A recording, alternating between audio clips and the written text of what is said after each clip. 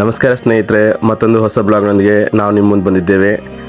ಇವತ್ತು ನಾವು ನಮ್ಮ ಇಲ್ಲಿ ಸ್ಥಳೀಯವಾಗಿರುವಂಥ ಒಂದು ದೇವಾಲಯಕ್ಕೆ ಹೋಗ್ತಾ ಇದ್ದೀವಿ. ನಾವು ಆಲ್ರೆಡಿ ಸಿದ್ದಾಪುರದಲ್ಲಿದ್ದೀವಿ. ಯಾವ ದೇವಸ್ಥಾನ ಅಂತ ನೀವೆಲ್ಲ ಯೋಚಿಸ್ತಾ ಇದ್ದೀರಾ? ನಿಮಗೊಂದು ಸುಳಿವು ಕೊಡ್ತೀನಿ. ನಾವು ಎಲ್ಲಾದರೂ ಬಿದ್ದ ತಕ್ಷಣ ಆ ಪದವನ್ನು ಉಚ್ಚಾರಣೆ ಮಾಡ್ತೀವಿ. ಯಾವುದಿರ್ಬೋದು ಅಂತ ಯೋಚಿಸ್ತಾ ಇರಿ. ಬನ್ನಿ ಫ್ರೆಂಡ್ಸ್, ಇವತ್ತು ಆ ದೇವಸ್ಥಾನ ನಿಮ್ಗೆ ತೋರಿಸ್ತೀನಿ. ಆ ದೇವಸ್ಥಾನ ನಮ್ಮ ಮನೆಯಿಂದ ಒಂದು ಕಾಲ್ನಡಿಗೆ ಅಂತರದಲ್ಲಿರೋದ್ರಿಂದ ನಾವು ಕುಟುಂಬ ಸಮೇತ ಎಲ್ಲರೂ ನಡ್ಕೊಂಡು ಹೋಗ್ತಾ ಇದ್ದೀವಿ. ಬನ್ನಿ ಫ್ರೆಂಡ್ಸ್, ಆ ದೇವಸ್ಥಾನವನ್ನು ಯಾವುದಂತ ನಿಮ್ಗೆ ತೋರಿಸ್ತೀನಿ.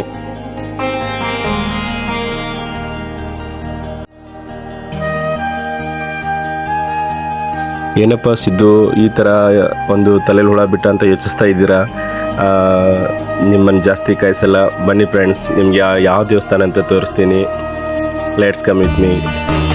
ನೋಡಿ ಫ್ರೆಂಡ್ಸ್, ಈಗ ಬರ್ತಾ ಇದೆ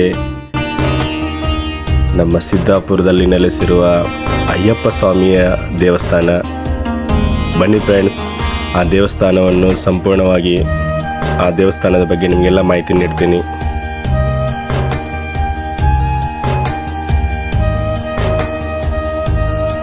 ಈ ದೇವಸ್ಥಾನದ ಹೊರ ರಚನೆ ಒಮ್ಮೆ ನೋಡಿ ಫ್ರೆಂಡ್ಸ್, ಯಾವ ರೀತಿಯಾಗಿ ದೇವಸ್ಥಾನವನ್ನು ನಿರ್ಮಾಣ ಮಾಡಿದ್ದಾರೆ ಅಂತ ನಿಮಗೆ ಕಾಣುತ್ತದೆ ಈ ದೃಶ್ಯದಲ್ಲಿ.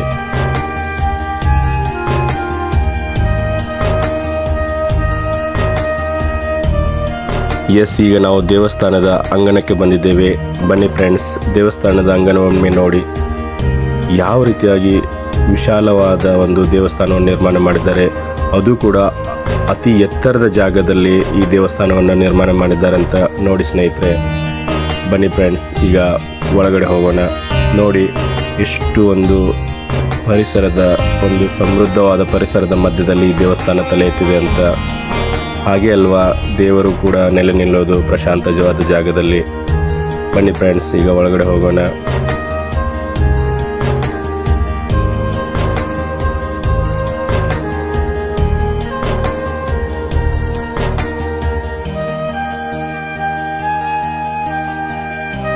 ದೇವಸ್ಥಾನದ ಒಳಗೆ ಪ್ರವೇಶವಾದ ಕೂಡಲೇ ನಮಗೆ ಕಂಡಿದ್ದು ಅಯ್ಯಪ್ಪ ಸ್ವಾಮಿ ಜಾತ್ರಾ ಮಹೋತ್ಸವದ ಒಂದು ಆಮಂತ್ರಣ ಪತ್ರಿಕೆ.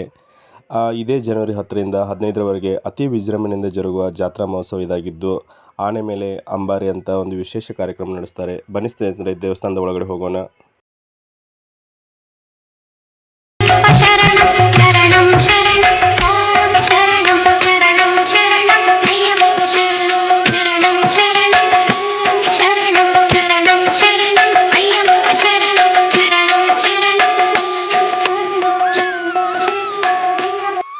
ದೇವಸ್ಥಾನದಲ್ಲಿನ ಗಂಟೆಯನ್ನು ಬಾರಿಸೋದಕ್ಕೆ ನಮ್ಮ ಚಿಂಟು ಎಷ್ಟು ಪ್ರಯತ್ನ ಪಡ್ತಿದ್ದಾರೆ ನೋಡಿ ಸ್ನೇಹಿತರೆ.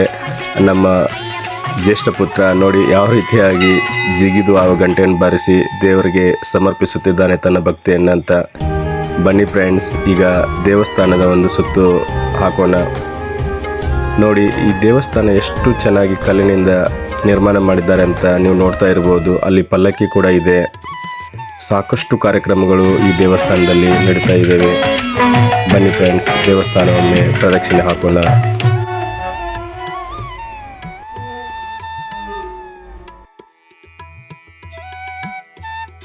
ಇಲ್ಲಿ ಸುಬ್ರಹ್ಮಣ್ಯ ದೇವಸ್ಥಾನವನ್ನು ಕೂಡ ನಿರ್ಮಾಣ ಮಾಡಿದ್ದಾರೆ.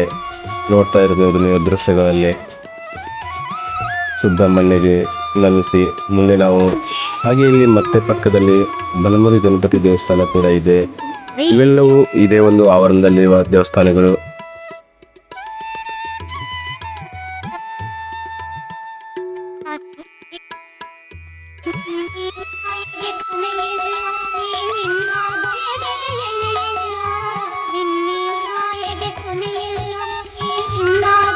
ಈ ಅಯ್ಯಪ್ಪ ಸ್ವಾಮಿ ದೇವಾಲಯ ಇರುವುದು ನಮ್ಮ ಉತ್ತರ ಕನ್ನಡ ಜಿಲ್ಲೆಯ ಅಂದರೆ ಕಾರವಾರ ಜಿಲ್ಲೆಯ ಸಿದ್ದಾಪುರ ತಾಲೂಕಿನಲ್ಲಿ.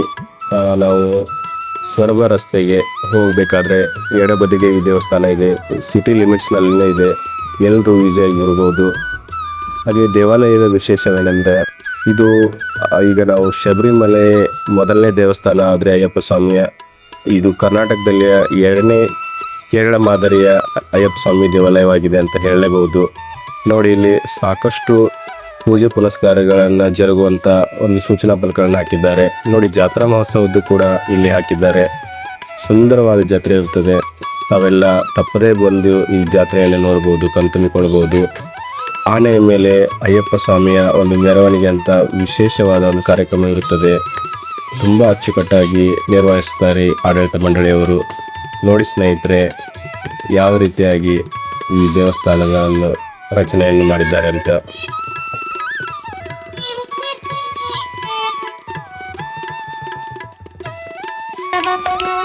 ಬಾಲಕನಾಗಿದೆ ಅಯ್ಯಪ್ಪ,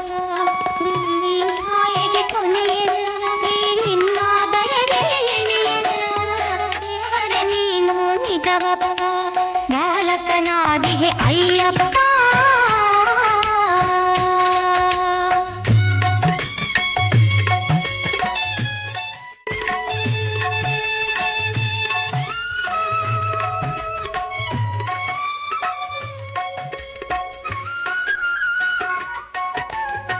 ನನ್ನ ಮಗ ಕೂಡ ದೇವಸ್ಥಾನದ ಬಗ್ಗೆ ವಿವರಣೆ ನೀಡ್ತಾ ಇದ್ದಾನೆ. ನೋಡಿ ಫ್ರೆಂಡ್ಸ್, ಎಲ್ಲ ಚಿನ್ನರಿಗೂ ಆ ಅಯ್ಯಪ್ಪ ಸ್ವಾಮಿ ಅಂದರೆ ಇಷ್ಟ ಅಂತಲೇ ಹೇಳ್ಬೋದು. ಈ 18 ಮೆಟ್ಟಿಲುಗಳ ಮಹತ್ವ ನಿಮಗೆ ತಿಳಿದೇ ಇದೆ. ಎಷ್ಟೊಂದು ಕಠಿಣ ವ್ರತವನ್ನು ಮಾಡಿ ಅಯ್ಯಪ್ಪ ಸ್ವಾಮಿಯ ಮಾಲಾಧಾರಿಗಳು ಈ ವ್ರತವನ್ನು ಪೂರ್ಣಗೊಳಿಸಿ 18 ಮೆಟ್ಟಿಲುಗಳನ್ನು ಹತ್ತಿ ಅಯ್ಯಪ್ಪನ ದರ್ಶನವನ್ನು ಪಡಿತಾರಂತೆ, ನಿಮಗೆಲ್ಲ ಗೊತ್ತೇ ಇದೆ. ಓಕೆ ಫ್ರೆಂಡ್ಸ್, ಈಗ ನಾವು ಆ ಒಳಗಡೆ ಪೂಜೆ ನಡೀತಾ ಇದೆ. ಆ ಪೂಜೆಯನ್ನು ನಿಮ್ಗೆ ತೋರಿಸ್ತೀನಿ. ಯಾವ ಶನಿವಾರ ಆಗಿರೋದ್ರಿಂದ ಇಲ್ಲಿ ವಿಶೇಷವಾದ ಪೂಜೆಯನ್ನ ಅಯ್ಯಪ್ಪ ಸ್ವಾಮಿಗೆ ನೆರವೇರಿಸುತ್ತಾರೆ. ಬನ್ನಿ ಫ್ರೆಂಡ್ಸ್, ನಿಮಗೆ ತೋರಿಸ್ತೀನಿ ಯಾವ ರೀತಿಯಾಗಿ ಏನೆಲ್ಲ ಪೂಜೆ ಕಾರ್ಯಕ್ರಮಗಳು ನಡೀತವೆ ಈ ದೇವಸ್ಥಾನದಲ್ಲಿ ಅಂತ. ಓಕೆ ಫ್ರೆಂಡ್ಸ್, ಬನ್ನಿ.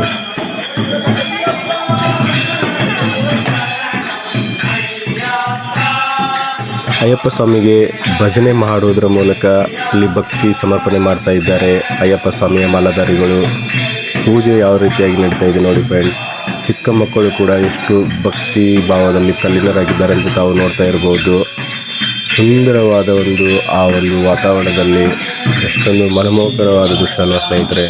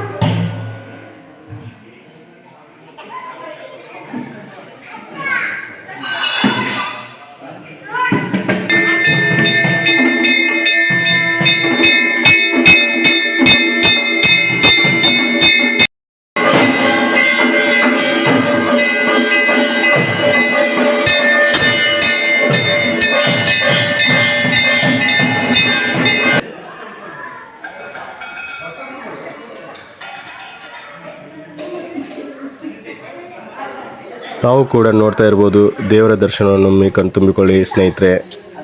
ನಾನೆಲ್ಲ ಆ ಒಂದು ವಿಶೇಷವಾದ ಪೂಜೆಯಲ್ಲಿ ಭಾಗವಹಿಸಿ ಪುನೀತರಾದಂಥ ಭಾವ ನನಗೆ ಬಂದಿತ್ತು. ಅಲ್ಲಿಂದ ನಾವು ಆ ಪ್ರಸಾದವನ್ನು ಸ್ವೀಕರಿಸಿ ಸಮಯವಾಗಿರೋದ್ರಿಂದ ಮತ್ತೆ ನಾನು ಅಲ್ಲಿಂದ ದೇವಸ್ಥಾನದಿಂದ ಮನೆಗೆ ಹೊರಟೆ. ಈ ವಿಡಿಯೋ ಇಷ್ಟ ಆದರೆ ಲೈಕ್, ಕಮೆಂಟ್, ಶೇರ್ ಮಾಡಿ.